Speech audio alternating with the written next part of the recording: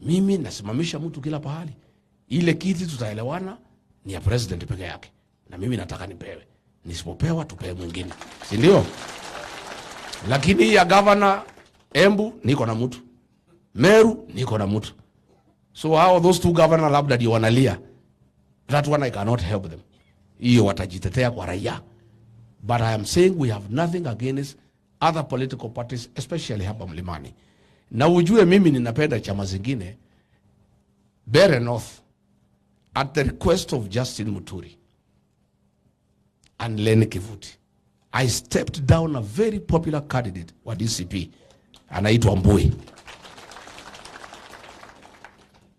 Na wa members wa DCP wakaniletea shida sana. Lakini nikasema kwa sababu Justin Muturi amejitolea sana kwa ukombozi wa Kenya. He has been very active. He has been with us in every meeting. I said, let us step down the candidate as per his request. On top of that, mimi mwenyewe nikaenda Mbeere for 10 days. Na jeshi langu.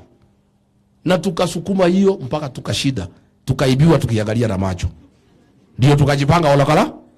Mbeere tuliibiwa kama tunaangalia. Mimi nilienda hapo for 10 days. Na jeshi langu to support a candidate wa DP, not DCP. Which demonstrates that I am comfortable with other political parties in this mountain. Because I not only stepped down my candidate, but went to actively campaign kwa candidate wa DP. In fact, nilikaa kwa nyumba ya Muturi.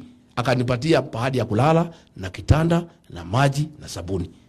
Sasa kama unalala kwa party leader wa chama ingine, unaweza kuwa na shida na hiyo chama? I am comfortable.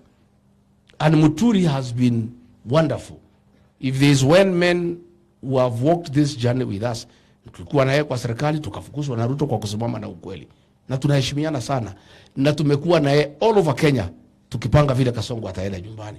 But the other two brothers niliwaona juzi kwa Azimio, nimeona jana kwa press conference. Mimi naomba hawa, we are also missing you in action.